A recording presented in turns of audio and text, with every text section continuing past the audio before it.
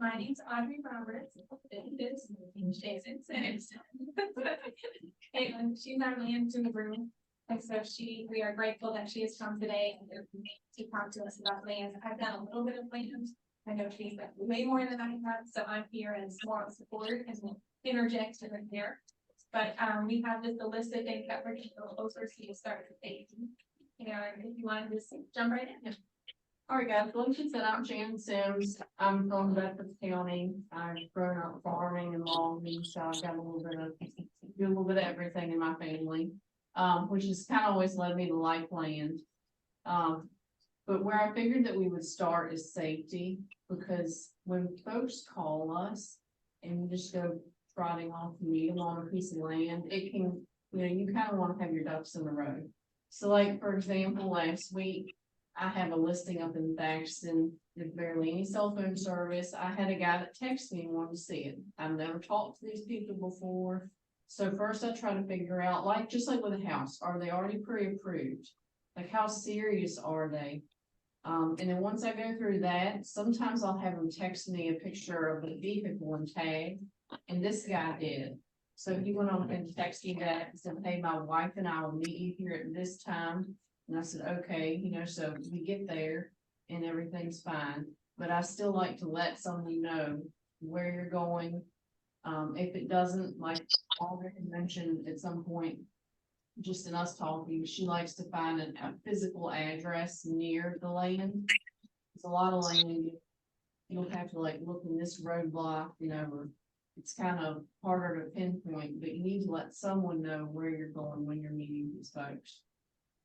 So kind of same as a house, just you need to focus more on GPS coordinates or how you can get someone to you if something does go wrong. Or if you get lost along the way, GPS coordinate to get you where you need to go. Yeah.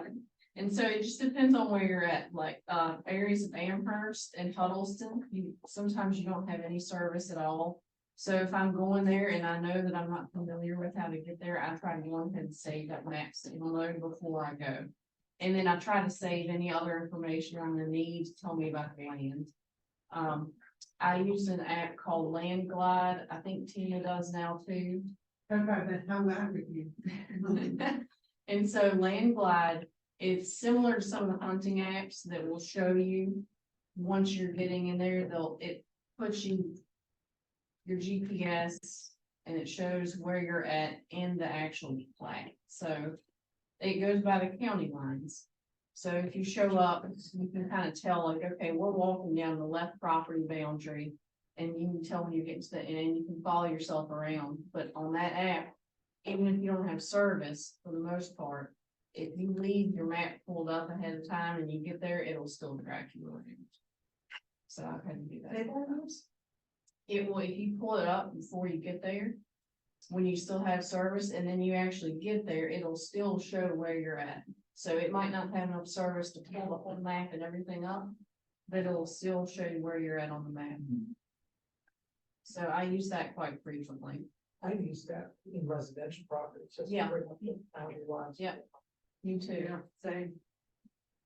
So like I said, once you get there, you finally found your land.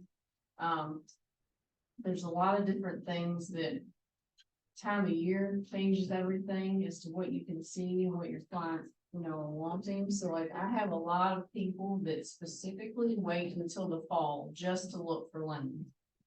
And why is that? It's because all the brush and stuff is starting to die down, the leaves are coming off the trees, and you can see a more truer view of what it's going to be like.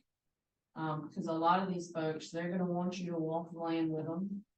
And sometimes it just depends. If you're the listing agent, not everyone's going to want to meet you out there at the property, but a lot of them will. So you kind of already need to know, where your boundaries are at. I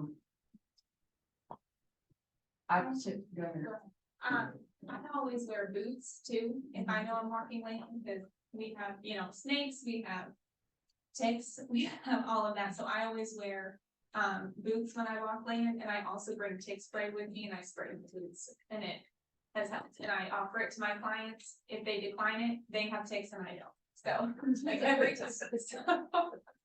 but especially walking through tall grass or through woods or anything like that. I always wear I can see. the appropriate footwear. Yeah, It's new construction land, whatever, you know. yeah. Yeah, keep it on hand. Yeah. Yeah. So you can always walk the land with them if it's a really big tract. And I'm not, no one, y'all don't have to do this, but say if it's a really big tract. And they wanna bring a side by side or something with them, you can always ask the seller. You know, is it okay if these folks ride around on their side by side and do the land? You just have to make sure that you think they can actually get around it. If you know, if it's a lot of down trees and stuff, it might not. be. So first, normally when I'm talking with folks about land, and if we're looking for land, then you kind of want to have their price range in mind, just like a house. You want to know if they're actually going to build a house on it, because then that's going to get into perk test, and we'll talk about that a little bit more in a minute. But you still want to know what they're going to use it for, because if you're looking for something for them that is all wooded, but yet they wanted a farm, that might not really suit them as well. You know, so we need to kind of run down through the list of, okay, are we looking for farmland, timberland, just something to build a house on, like a hobby farm, and if there's any creeks on the property, any wells that you know of. So there's lots of things to run by people. I also like, when I've showed land I've had that is wooded, some of my clients, they'll say, oh, well, I can just sell the timber, or I can just sell this off. I would definitely recommend, if they're really serious about it, getting a quote on that, because sometimes it's a lot less than you would think. They have to pay themselves to actually do the logging and whatnot, so just looking at your purchase price with what you need to do to the land to get it to where their needs are. Sometimes you have to call a logger and say, you know, what do you think this will actually be? And they'll give you, they might give you a ballpark at least. Sometimes they'll charge, they want to charge you. Have recommendations on people that we can call? I do. Yeah, so. And Do you have a ballpark figure of what it would be per acre of land? it depends on if it's hardwoods, if it's pulpwood. Yeah, it depends on, even if it's older timber, you'll see sometimes that agents will put virgin timber, and it's almost never true timber. That means it's never been cut. And so once trees get that big, a lot of times they'll rot out in the heart of them. So then that's not veneer wood. It's not, you know, it can't go for furniture or anything like that. So then you're just looking at more hardwood and pulpwood. So you can get good log trees. So you want, you know, more log trees. That's going to bring more at the sawmills. But like I said, you kind of have to call somebody in and figure that out. Do they actually go out and look at it, the plat or whatever, to look at it and they can identify the types of timber for there? Yeah. So, well, for example, like my dad cuts timber, Mhm. and so I can walk a piece and tell you ballpark what it'll probably bring. But it depends on the month too, because it depends on if pulpwood's down or if pine's not bringing a whole lot, because they pay by tonnage. So, but like you could get any of the loggers, like my dad, the doolies, you know, anybody around here, they'll come out and walk it and they'll tell you what they think it'll bring. So the way that logging works is they have a split, kind of like anything. Most of the time on logs, it's a 50-50 split. The logger gets part and then the actual owner gets half. And then they usually pay a little bit of stumpage too, which goes back and gives you more money. It depends on the tonnage on chips, but they'll give you a little bit of money to actually have the land cleared and stumped. So, and those are always things to tell your seller, you know, your sellers or your buyers. If you're selling any type of tract of land that actually has a substantial amount of timber on it, I always say you probably should get it walked. You should probably get it, they call it a timber cruise. You should get it cruised, and then that will help you. If you have a higher value on the land, you know, you can advertise, it came up with this much money on a timber cruise. But you'll see a lot of tracks anymore where it's just been cut over and clear cut. And honestly, I would have thought that those would be harder to sell, but they've went, in the past 2 or 3 years, they went very fast. Cause a lot of folks, if they didn't want woods, or that they can go back and plant pines. And that's when you get them in contact with the forestry service. And the forestry service will come in and they'll replant planted pines, which is a crop tree. So every 30 years, they can harvest them. Every 15, they're thinned down. So you're making money throughout the time. The last, and just to kind of give you, I guess, a frame of reference, and you can echo if this sounds accurate to you. I had a tract, it was pretty mature planted pine. And, he said if it was him, he would leave it another maybe 5 to 6 years before he cut it. And the range he gave me was like 3,000 to 4,500. He said if you leave it that extra 5 years, it'll bring you closer to 4,500 an acre. But if you cut it tomorrow, it'd be closer to 3,000. So just to kind of give an idea, does that sound right to you? Yeah, that was pretty mature. So just to give an idea, that's what I've seen. Do they have like a minimum of acres? No.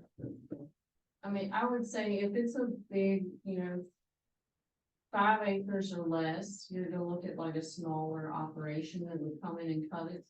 Cause that's more like a lot, you'd probably be clearing for a house or something like that. But 5 acres and above, that you can get some, some pretty big timber value out of that.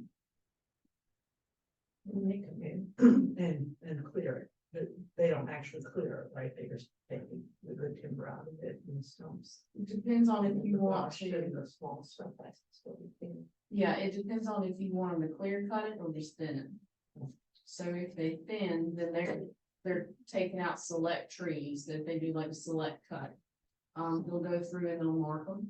And then they kind of just weave the path, as long as they'll still have skidder trailers running through there. They have to have a way to get it out. And thinking on that, a lot of folks, if they were smart, if people are thinking about like, well, I want to buy this land, and then we want to clear out this spot for a house, and we want to do a select cut and thin it out. The best thing is to go ahead and get a logger to come in, because they're gonna be the ones putting the road in for you. They'll put down all the what I call it railroad style gravel, but they'll put all that in, so you've already got a road to work off of going in there. And most of the time, if you work with them on it, you'll say like, well, this is where I want my house, and that's probably where they'll put their landing, where they drag all the timber into, so you've already got that spot cleared out. And you won't have to pay someone else to do it. There is a guy. There is a guy around here. He does a lot in Floyd, and he logs some horses. Yep, and I think his waiting list is it's quite lengthy. But he does. If he comes and you sign a contract with him, he might get you in 5 years. It might be 10 years. But you can't sell the timber to anyone else until he gets there. Yep. Thanks, Sam. Yeah, he's doing select cuts. Yeah. So he can kind of get in and Yeah. wiggle and waggle and, Yeah. without machinery. Yeah, and he's not damaging any trees either as he's coming out, so, and a lot of people like to see his horses work. But, and speaking of those types of things, when it comes to this with land, when you're doing your due diligence, especially if you're helping a buyer, or even if you're helping a seller, you need to make sure and ask if there is timber, make sure they don't already have a contract with a logger. Make sure that they haven't sold their timber rights. Right now, I'm selling a farm that in the past 15 to 20 years, they did have a 15-year, they had sold their timber rights to a timber corporation. Now, the time is just up now, but I went to the courthouse to make sure. And it's in the paperwork at the courthouse when you look. But you don't want to have a buyer buy something and then a couple weeks later, they find out that the timber rights have already been sold. You don't see it around here as much, but same thing with mineral rights. They used to do that a lot in like the Evanston area. They would go in and mine for different materials in the ground. And you could sell off your mineral rights. So those are things that you need to look at when you're doing all your research on these. That's houses. recorded in the courthouse somewhere in the timber rights, so Yeah. if it's a family that doesn't know what their parents have done, it'd be somewhere. Those will come up. Let's see here. When it comes to perk tests. Does everyone know what a perk test is? You want to talk about it? All right, so a perk test is, say, we're gonna put in, you've found a piece of land, you have it under contract. I usually put 30 to 45 days, soul study period, and that is for your perk test. There's a whole list of folks for each county, each health department has on who they're approved to do it. And you'll have to get in touch with one of those, like I use, Mike Condrey a lot, Eco Option Solutions. So I'll call Mike, we get him to come out and say, my people wanna build a 5-bedroom house. Well, he's gonna come out and he's test the soil. They're looking for different loams, and when you get it, you'll see all these different things about the soil. But pretty much they wanna make sure that it's not like swampy soil. They need something that when you put your drain field in, then it'll leach away. So the drain field lines, like I say, if it's a 5-bedroom house, you're gonna have 5 runs of lines. So they put in your septic tank, then your distribution box, and then all of your lines. And so if they're only perked for a 3-bedroom home, and they're looking for a 5-bedroom, a lot of times they'll say, okay, we can try looking elsewhere and bring the backhoe out. Because most of the time for the first perk test, they come out and they just do like what I call a hand sample. They have a tool that goes in the ground, it pulls out different plugs of soil about that deep. If they bring a backhoe out, they'll go up to 5 or 6 foot down sometimes. It just gets a lot more expensive. But so technically, if you put in your contract that you wanted it to perk for a 5-bedroom home, and you only perked for a 3, you could back out of that contract because it didn't perk for what you needed. Yes, they won't be able to build the house they want on that property unless it perks. And you have to kind of write that into, I wouldn't put contingent on a perk test. Well, if it perks for 1 bedroom, then it perks for 1 bedroom. So spell out specifically how many bedrooms they want. And that protects your client. I always put gravity fed in there. Yes, Because gravity it could fed. be some weird system that. Yeah. $20,000 or something. You know. True, yes. And you can always, if it's not gravity fed and it is pumped, you can always go back and be like, yeah, we accept that. But if you say gravity fed, and then I always put with the house a place where you. Yes. So I had somebody that closed on one house way back in the left corner. And they had to do a thing to it, and it was a mess, but they didn't, it wasn't being, someone was right, it was like, yeah, we didn't do it. How would you like that in contract? So I just put with the purchaser's desire house. So you don't have to point out. Yeah, so like contingent on a 4-bedroom perk at the buyer's desired choosing, something like that. For gravity fed. How much is the initial perk test, just ballpark figure? Around $900, 900 to 1,000. And then if they had to do the deeper one with the backhoe, That's more like 2,000. and generally, can they get it done within the study period? If you did a 30-day, it's not, super lengthy like a surveyor. Yeah, I feel like that, like 2 years ago, you had to wait a little bit longer, but now they're, as long as you give them a heads up as soon as you get it in, they can usually get it. If it's terribly bad weather for weeks on end, that might push it out. Question. With the perk test, thank you for sharing those just approximate figures. So someone brings a backhoe and conducts perk tests, significantly below those figures. Is that an area of concern? No, yes, maybe. If someone did a perk test and it was less money, would that be a concern? as long as they were one of the certified soil scientists. You can go, it's just like with us, you can go on a D4's website and look them up. And as long as they have their license and they're active, I think that would be fine. Okay. But they're usually pretty much on par with each other. They all know each other. You know, Yeah, they do. yeah, you go to one, they'll probably, you know. So it's fine. I'm trying to think of some. So for a well, that is one thing that is always up in the air because there's no well test before you buy the land. Yeah. You just drill. Yes. So just like a builder that I work with, he's doesn't really like, a lot of the builders don't love to do wells because this can happen.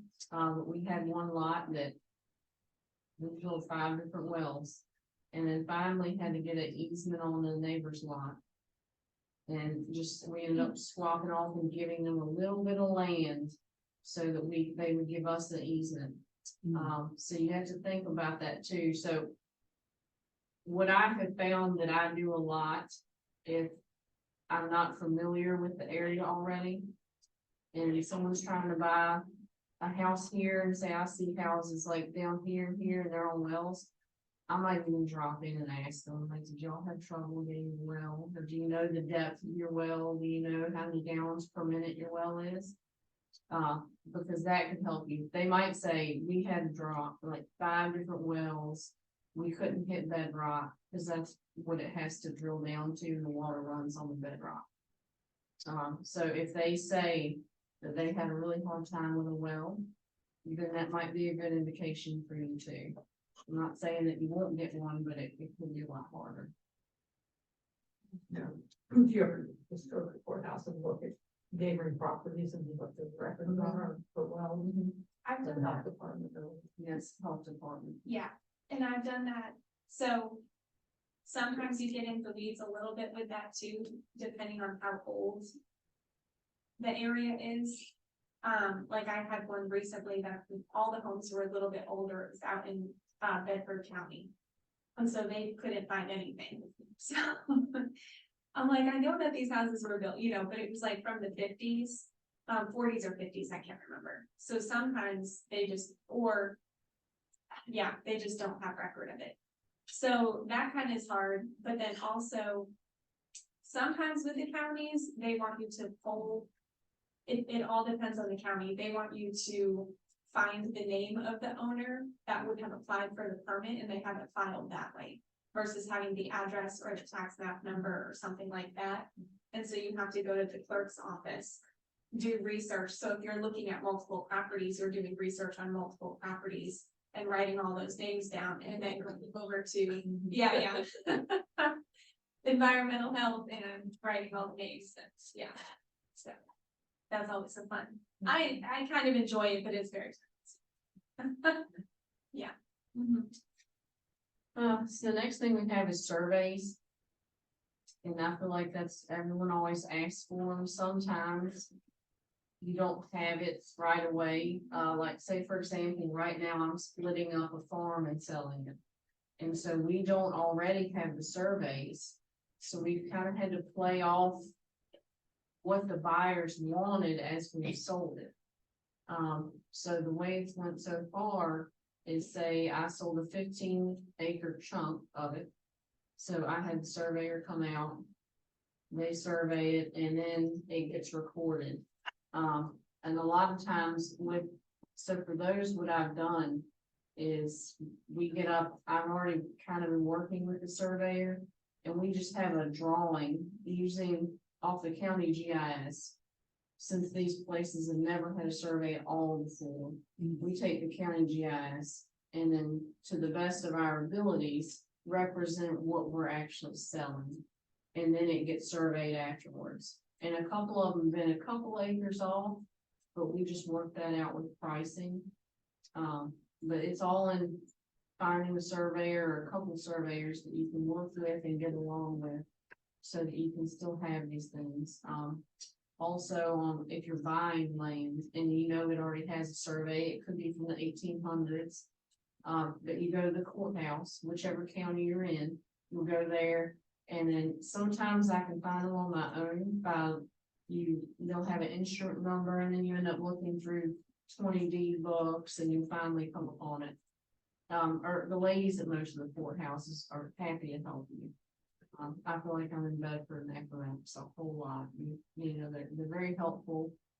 But some of these surveys, especially when they're older, your people might still want to get a newer survey done at some point.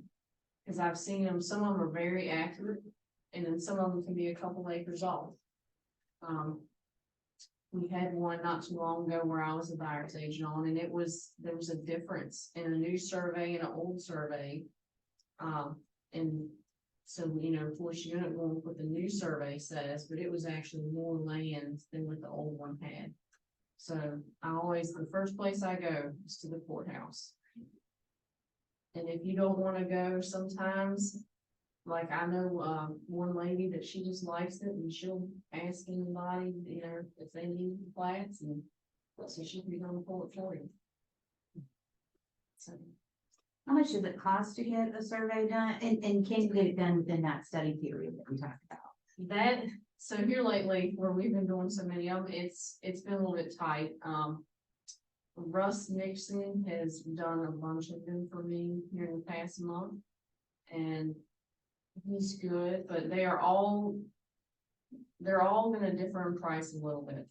So I've had one that I had gotten a quote on, and it was probably $3,000. But for example, Do they price it by the type, the amount of land? so they priced it by the foot. And then they also, if it's super just thick, scrubby brushed, and they're having a machete their way through, it's probably gonna be a little bit more than if you were just going out, you know, linear feet in the middle of the field. But for example, one of the quotes I got on a 30-acre parcel was $16,000. And then another quote that I got that we went with was $6,000. So you really need to shop around, and don't be afraid to do the same thing, just like with a lot of lenders and stuff. Just go and say, well, this is what so-and-so, you know, they were gonna, here's my quote from them, and they might want the business and go ahead and do it for cheaper. But also just, you need to make sure that you've got a good surveyor that's actually gonna show up when they say they are. Cause I've had 2 of them this year that just got strung out over a couple months where it wasn't in our ballpark. It was, you know, the seller was getting it done. So I always try to take good, it's all in, just like anything in real estate, it's all in who you've made friends with. So find yourself a good surveyor, a good guy to do your perk test. And, you know, they can teach you a lot. They really can. Speaking of Jimmy Miller, he is a surveyor. He actually taught Russ Nixon. So there have been times where I've called Jimmy just to get he would rather you call and ask him than say or do something wrong. So he is actually a wealth of knowledge. Let's see if there's anything else. And on surveys too, I would not. So I'll go out and I'll try to mark the property lines if I'm selling something. But I only mark, like, if I can actually find a true pin. You're better off to have your seller mark it rather than you. But as long as you know, or you have a survey in hand, I wouldn't try to get myself caught in between, you know, he said, she said, of where the lines are at. Unless it's, you know, iron pins are in the ground when they do a survey. And sometimes you can find them with a shovel, or sometimes you can find them with a metal detector. But if an iron pin is set, if it says that on the survey, then you should be able to find it, or your seller can, and flag it that way. Just so you can kind of give people an idea. And a lot of times too, people use the words erroneously marking property lines. It's like 2 different things. Like if there's already a survey on file, it's less expensive. But if they want to know where it is and have like flags come and brought out, people say, oh, I want this surveyed. And you're like, okay, do you want it surveyed or do you want the property lines marked? And they say the property lines marked. And so it's sort of doing the reverse. Where they're taking the survey and going and putting flags out on the property lines with the coordinates that you already have. And it's still, it can be expensive. I mean, I didn't shop around that much, but it was like $650 for half an acre. Maybe, does that sound right? Yeah, Is that a lot? Yeah. I've had where they just came right back out with a couple months and did it, and it's like $400, so. Yeah. You're looking at probably under $1,000 just to have it remarked. Yeah, depending on the size too. If it's like, 200 acres. When if your owner marks it, you can put in there, leave the active owner is, but if you wanna do a survey, well, they just put in marks. If they're not 100% sure, you didn't find anything. And if they do have the post, put a little orange survey tape on it, make it easy to see the corners, because you're out in the woods, sometimes you don't see them. I've had a listing too, where the builder requested my seller pay for the property lines to be marked, and that was part of the negotiation. Well, then it was a whole thing. He ended up finding all four corners, so he dropped it. He didn't have, he said, I found the corner, so we didn't have to worry about it. So that was kind of nice, but just know that you could use that as a negotiation piece if you wanted to. Yeah. All right, so next we'll move on to a quick talk on zoning in all the different counties. I think this is important for all of us to know because, for example, one piece right now that I'm selling, it is agricultural preserve. So when you actually look at it on the county's website, it just says ag. Well, when I actually dig into it, I called the county to make sure before I actually listed any of it. So if it's listed agricultural preserve in Bedford County, they're not allowed to split off lots that are any smaller than 20 acres. So you'll find all these, other than for a family subdivision. Which a family subdivision, you can do that but it has to be gifted or deeded to actual family members in your family. And then I can't remember if Bedford's 8 years. You can't sell it for 8 years after you've been granted the family subdivision. So each county has different rules. Like I think Pennsylvania County is like 15 years on family subdivision. Campbell County was only like 2. 3. Is it 3? Okay. 3. Theirs is pretty, I knew it was lower. Yeah. So, yeah. So there's all these sorts of things and it's so simple. If you have any questions about it, or like you have a question on the zoning of this land that you're buying or selling, you can just call and ask the county. Yeah. I would always, it's much safer to call and just run a question by zoning, say, hey, I've got this tax map number. This is what my buyers want to do with it.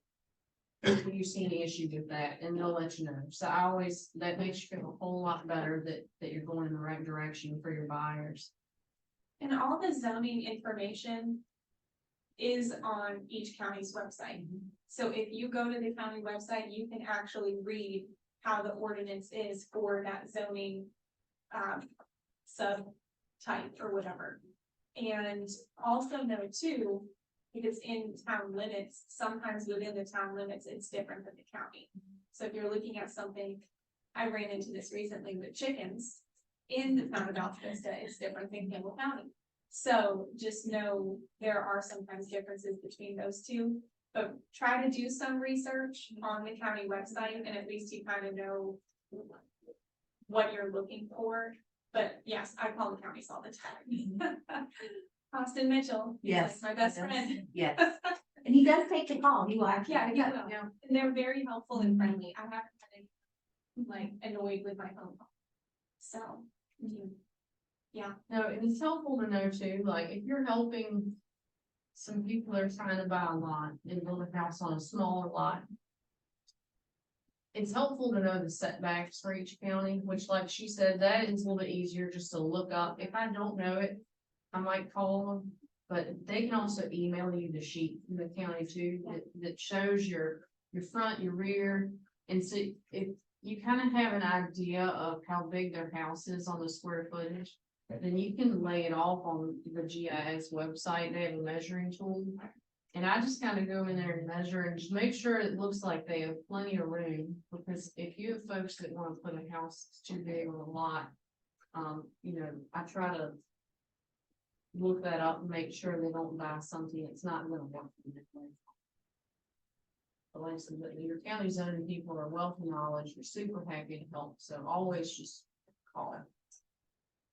All right, the next thing is KW land. Who's heard of that? Tina.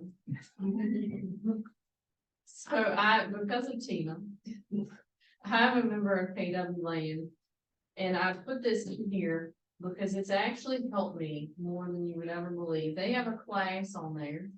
And because they tell people, if you don't know what you're doing with land, if you're not, you don't want to go out and do something that you're not familiar with yet. So they have a class that is actually quite interesting and helpful. But being a member of KW Land, it's $100 a month. Which at first I thought that was kind of a lot, but honestly, I get referrals here lately. It's been a couple of months.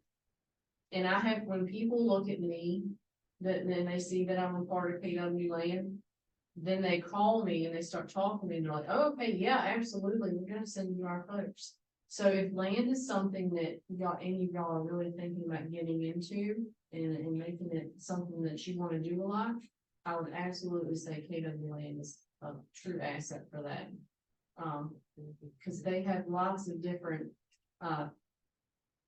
just resources that will help you. And like I said, the fact that you get referrals off of it, I will not complain. No, and they're always interesting. It's you know, it's good people looking for interesting tracks or wanting to do interesting things. So it really does, it helps you a lot. And then the last thing I had on here before we take questions is working with different lenders for land. Farm credit, First Bank and Trust. I mean, you can go out and find whoever you like, but I would always think that you need someone to be able to send your folks to that knows what they're doing when it comes to land lending.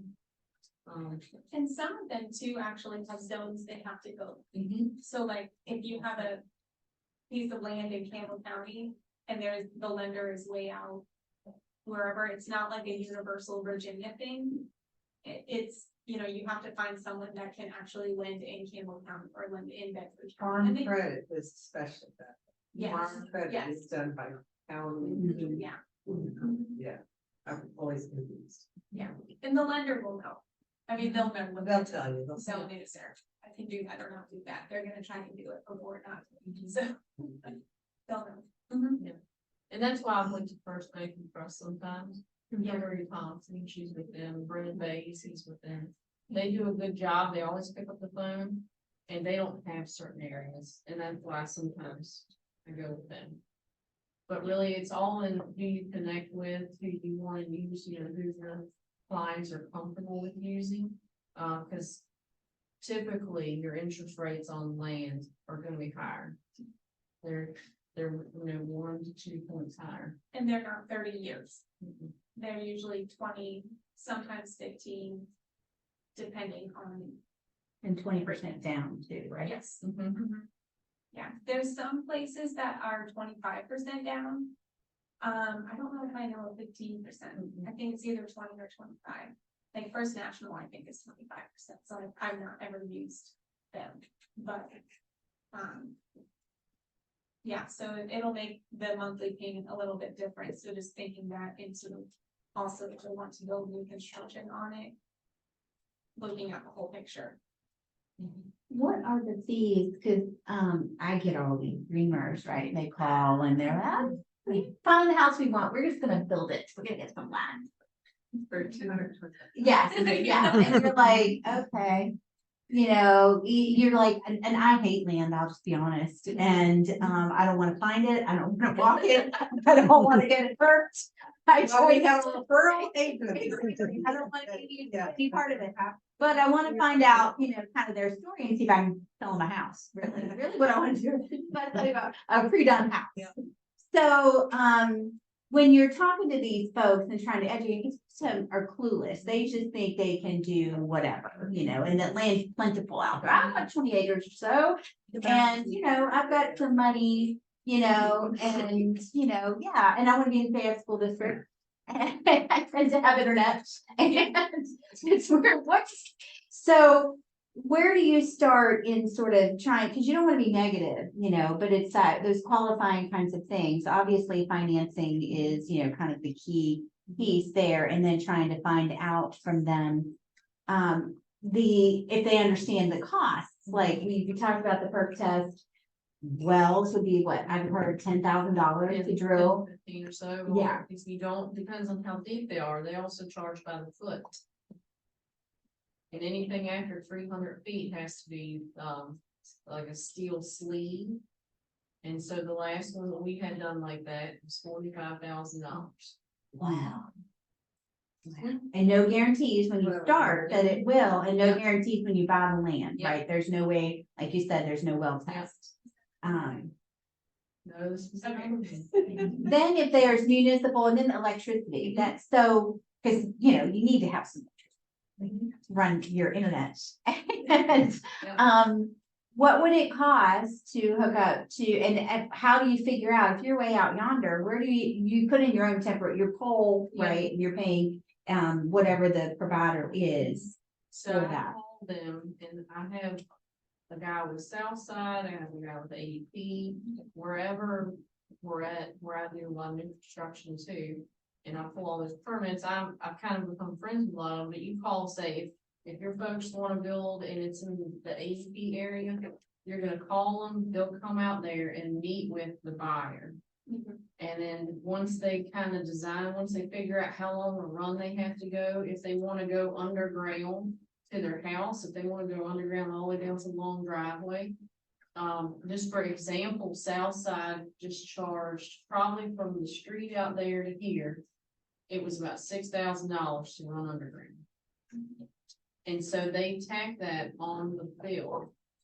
But once you sell it, like say if your buyers are gonna keep the house for a while, they tack like an extra $60 a bill onto their electric bill. But if they go to sell it, then they have to come up with the rest of that money, say if it's $4,000 left, they have to pay it before they transfer. So they come out, they give you a quote based on the footage Yeah. to the whatever, an underground and on a Yeah. pole, and they're gonna give them a price. Let's say the price is $10,000.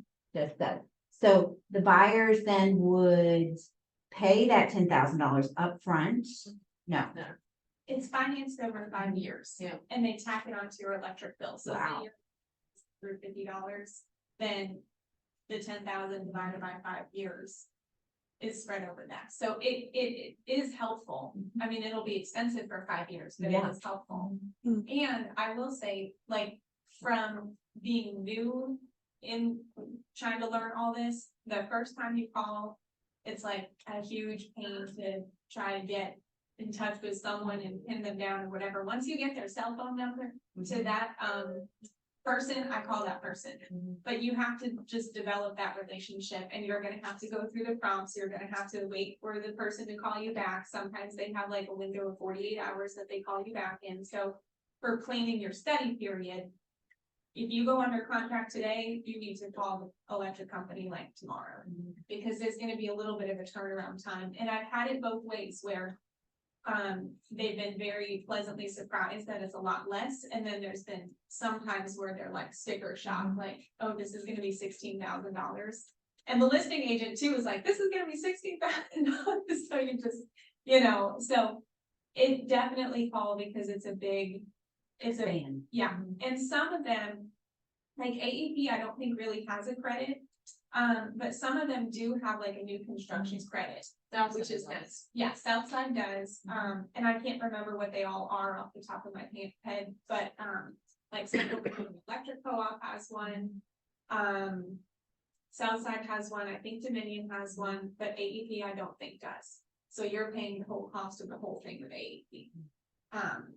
Don't quote me on that, but I'm pretty sure it was AEP. that So how much of this work do you do and we get in the middle of it? Because that kind of scares me, you know, in terms of if I'm the one with the cell phone number reporting to my buyer, this is what AEP So- said. Really, I would ideally like to have the buyer calling Yeah. in. I do a lot of it because I pull permits, Mhm. so I'm on a different thing. But ideally, you do want your buyer to do that. And I'm just there, and like I'm sure you are, you wanna be able to tell them, this is your step, this is what you Mhm. need to do, but this is your homework. Mhm. And here's the phone. Yeah. Here's the phone number to the zone. Yeah. Here's the phone number. Here's the website. Or Yeah. you interpreting. Yeah. Cause I could see there being a whole lot of risk Yeah. if you're the one doing the legwork and providing information. Yeah. Well, and a lot of times too, like, so I've had it both ways where I've at least set up the appointment and I've met the client there, and so at least I've set the appointment, but I'm not the one, I'm not the middleman. But if my buyer can't make it, a lot of times too, they'll email you like an actual plat, sort of with the drawing on it, like this is this option if you do overhead utilities, this is your option for underground utilities. And you can just forward an email to them that has the price on it, so you're not like, oh, they told me it would be this, this, and this, you have it concretely on paper, this is what Southside provided to me. Here's your email, here's the email address, here's the guy's phone number, if you have any questions, call. So yeah, definitely CYA there. So, I mean, the total that somebody needs to have out of pocket would be 20% down for the land.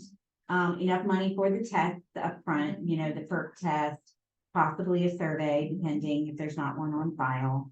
And enough money to put in electricity, to have those things on hand, and a well. So ballpark, you're looking at 50 to 80K probably for an average kind of purchase. And that's without the construction. Now, do any of the loans cover any of these prices, or are those all out of pocket expenses? It depends on what type they're doing. So, a lot of the construction loans, they could help with some of those fees, but they're not gonna, most of the time, it's not gonna be for the land too. Right off the bat, they're gonna have to have a whole lot more data. When a lender looks at, they look at hard costs versus soft costs, surveying, engineering fees, any type of. Like, not actually putting in and adding value to the property right away, a lot of times the lender is gonna make the buyer pay for it. Okay, so a hard cost was engineering and That's a soft. that's yeah. soft cost is engineering, surveys. Yeah, so when I worked at First Bank and Trust and we were looking at development or construction, it just depends, like. They occasionally, if the borrower is good enough, they're gonna cover it, and if they trust you, they'll cover it, but if like. Joe Schmo off the street came to me like, hey, you do all this upfront prep, pay for all this stuff, but it's actually anything that's not adding value to the land itself. Usually doesn't get built into. Double wides modulars, so they got the land, we're just gonna put double wide on. Same costs, right, they've still gotta put in electricity apparently, and well, and survey, and perk test, it's still gotta have all of those kinds of things. They want a foundation on it, then they're gonna pay, you know, for those things. Gotta be zoned correctly, because not everybody's gonna allow double wides. Your average forest neighborhood is gonna say no to that, and deed restrictions too. Yeah.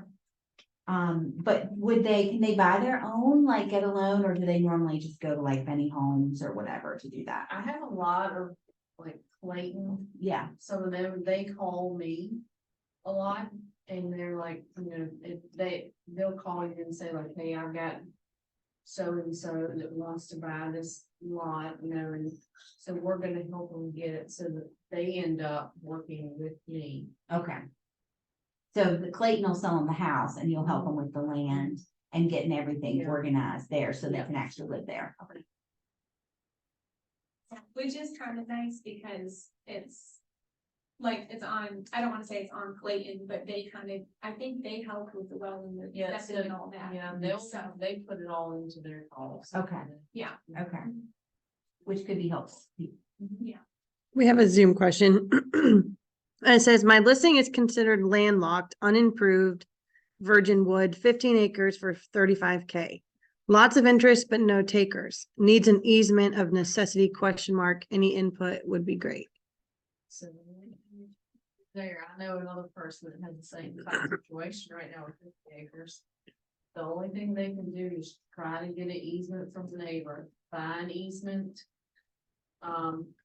Or if they would even, I've seen it to where they would just give them an easement to have it logged. So it's not a permanent easement, but they granted them one to let the loggers come in there and timber it. So they gave away in and out just for that specific amount of time. So that's how I've seen people actually make good out of a bad situation. But yeah, that is tough if it's landlocked.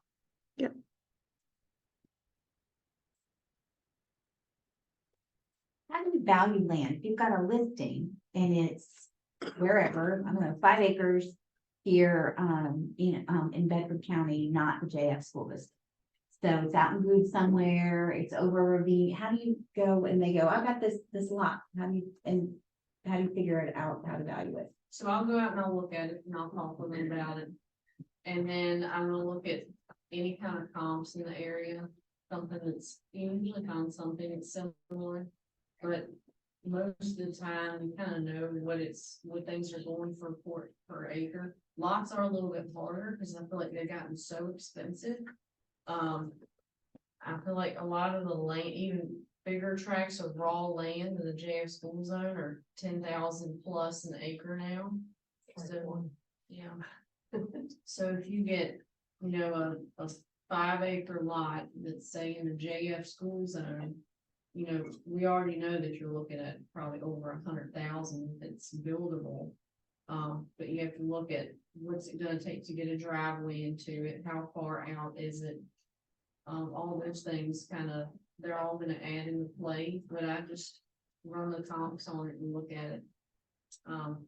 It's gonna be a difference, what you price in Huddleston out off Carter Mill Road versus Huddleston closer to the lake. So it's all in how close it is to things too, as to how much it's gonna bring up. And also, does it make a difference, like you were saying, landlocked versus road frontage? If it has road frontage, that's gonna be a big difference. If it has a deeded 50-foot, 30 to 50-foot right of way into it, that can be okay too, but a lot of them, a lot of your counties, they do want road frontage, road frontage is gonna help the value of it, especially if you're looking for multiple lots all together. And there's an appraisal on land. So and when they go through the process and buy it, it's like actual appraised. Yeah, the bank will come out. So like on average, some of the tracts that I'm selling in Huddleston right now, and they're like Bedford Huddleston, they're like right near the sheriff's office. Those have been a 15 acre tract went for 9,000 an acre. And then some of the tracts that are a little bit bigger going for 7,200 an acre. And I also look around at the auctions that have went on, because they do still do land auction, TRF. So I'll try to look and keep an eye on their prices, what land's for in for them, because they'll do, different size tracts a lot too. With the appraisal, so let's say you have a cash purchaser that's purchasing land. And so would you run those comps? Because essentially they don't need, the bank think they're buying cash. So would you just try and run those comps like you would a residential property, like the same characteristics of the land? Yeah, so I wouldn't when I'm running comps for land, if I'm looking at a wooded tract, then I'm looking at other wooded tracts. I'm not gonna take a cutover tract versus a wooded tract or a completely cleared pasture land. Because they're all gonna bring a little bit different, like cutover tracts bring less than your wooded tracts will. And then, of course, if they want to build something on it's already cleared, then that's more valuable to them, because they're saving all that clearing cost. So. And you can still make it contingent on an appraisal, even if it's cash. Yep. Just because it's, I just had a lady that did that. She bought cash and she still wanted her appraisal and she paid for it. Yeah, I think my question was, cause we got feedback from, an appraiser that to have the agent run the comps, because that's essentially the same thing they're gonna do. So that's why I'm Oh, trying I to, see what you're saying. yeah, so I was like, why? I don't understand why you would say that when they Yeah. wanna, cause it's contingent on the Yeah. appraisal, so I was like, and so I told the guy, I was like, I can run the comps, but I'm not an appraiser, so that's why I'm just trying to. Yeah, I would tell them to just go ahead and run it. And why they wouldn't wanna get paid. What sort of success have you had in negotiating land prices? Like, again, I get those crazy callers like, well, this 10 acre tract has been on there for, 2 years. And so we're gonna offer 50 and it's $100,000. And my experience is that land folks want their price and they're willing to just let it sit there until they get their price. What has your experience been? I'd say half and half. I've had some sellers come down quite a bit on something, cause you never know what's going on with their family. Right now, I'm selling 5 different pieces here and there for people that are literally selling land just to keep their parents in a home. So they have to have some kind of money coming in. So we try to not come off desperate to hurt them, but we wanna Be motivated. yeah, you wanna make it, a little bit sweeten the deal for these folks if you do have a lot of people coming after it. And that's too where it comes into where you just like up in a house, you just go back to them and say, look, here's the comps in the area, this is what this has been going for. But we've consistently gotten offers 30,000 low. So we need to think on that, what's the likelihood somebody's come along and give us, So it's like everything else in negotiation. That's an appraisal question. The price of the appraisal about the same as appraising of. Yeah. So.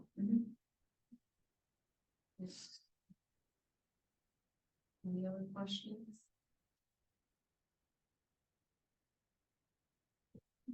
What sites, where do you watch auction sites, where do you get that information? So I just like all of our local auctioneers, like TRF, you can just look up auctions and land auctions in Lynchburg, Virginia. Charlie Watts does a lot of land auctions too.